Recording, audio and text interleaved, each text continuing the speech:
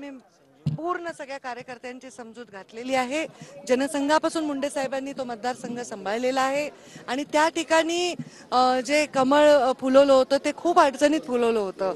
त्यामुळे मी नक्कीच मला वाटतं की तिथल्या लोकांना थोडंसं वाटणार, त्याची म्हणजे वाईट वाटणार, मला वाटणार, पण आम्ही असं ठरवलंय की डोळे बंद करायचे, कमळ इमॅजिन करायचं आणि गणायला पाहिजे. पण अडचणीत येणार नाही असं वाटतं आपल्याला. कोण त्या ठिकाणी परळीमध्ये नाही आम्ही नाही आम्ही नाही कमळाचे मत कधीच कुठे जात नसतात. मी विजय पूर्ण धनंजय मुंडेंच्या पाठीशी खेचून आम्ही आणून, त्यांचे स्वतःचीही ताकद आहे आणि आमची ताकद अशी डबल ताकद आहे.